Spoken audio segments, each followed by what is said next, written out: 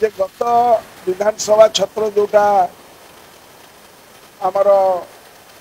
Budget session थिला आपण मानकर मन थिबो आपण माने extensively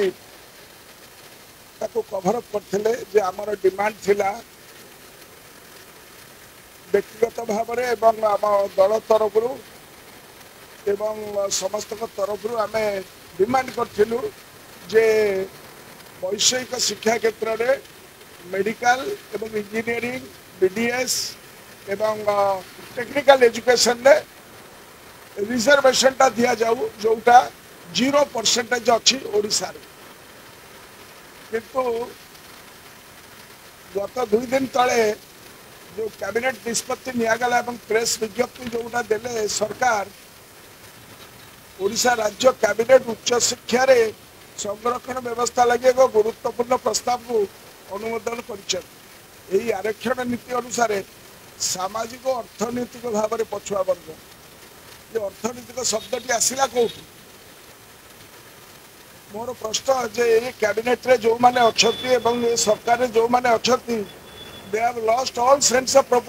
proportion about the provisions about the SCBC यही सरकार एससीबीसी अर्थ एपर्यंत बुझी ना संविधान व्यवस्था अच्छी एससीबीसी अर्थ होची socially and educationally backward classes ये अर्थनैतिक अवस्था आसला कौटी आकर सरकार द्वारा जो सामाजिक और अर्थनैतिक भाव पछुआ वर्ग कथा उल्लेख करा जायछि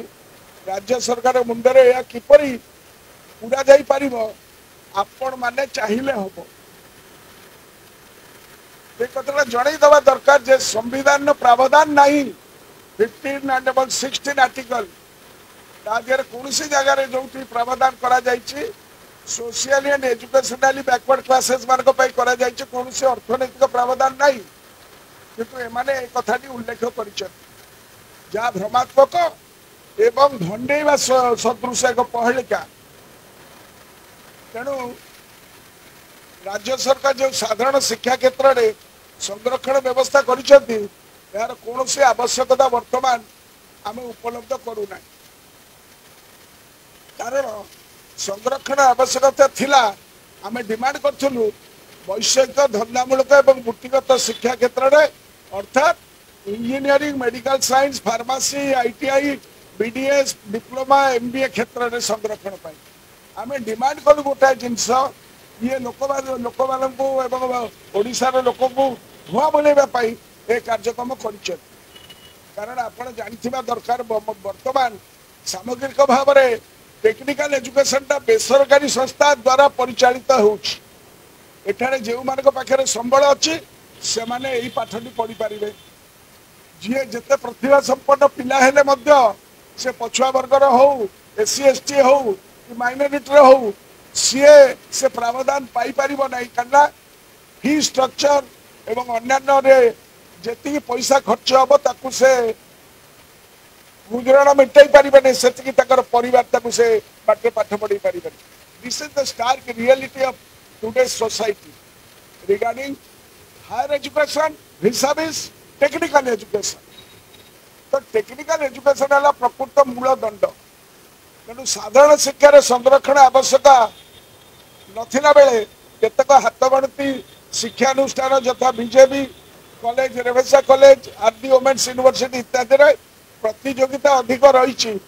प्राय 90% साधारण शिक्षानुष्ठान मंजूरी प्राप्त सीट फिलअप हो पारना केवल विज्ञान को छाड़देले आर्ट्स कॉमर्स डिसिप्लिन ने छात्र संख्या शिक्षकों संख्या ठारू कम थिबार खबर मिलूँ यथा बाणपुर कॉलेज रे आपण देखिबे 3टी पिला पढ़ुचंती कॉमर्स रे 9 जन शिक्षक अच्छा मंदिर को मुख जला बढ़ी जाती रिजर्वेशन कौन आप्लिकेबिलिटी आसो तेणु आम चाहूँ आम डिमांड थी विधानसभा छत्र बेले जे आपण टेक्निकल एजुकेशन दिखते ये भंडई देले आम तेणु सरकार का ये निष्पत्ति पछुआ श्रेणी वर्गर कौन प्रकार हित साधन करना अन्य राज्य में वैषयिक शिक्षा क्षेत्र में जिते परसेंटेज संरक्षण रही मुझे आपण मान तार एक तालिका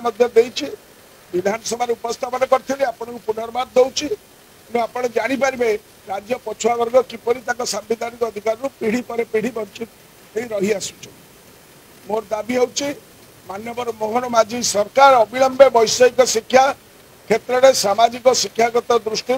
पछुआ थिबा वर्ग मानक 27% संरक्षण व्यवस्था करो। यह नकले आगामी दिन में सरकार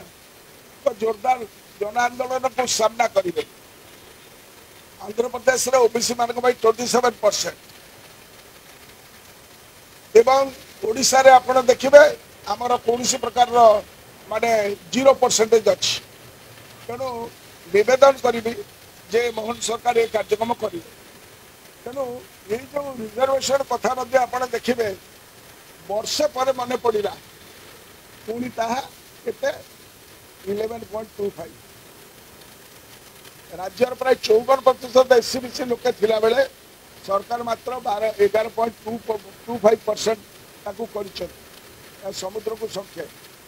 बर्तमान जदि सबू आरक्षण को विषय में जहाँ से व्याकलन हो 56% होगा यदि 56% है आउ 16% दबार 27% दबार असुविधा कौन अच्छे कौन देने नहीं कौ जगार माने माने मान्यवर कोर्ट 50% सीमारेखा टाणी तुम 50% माने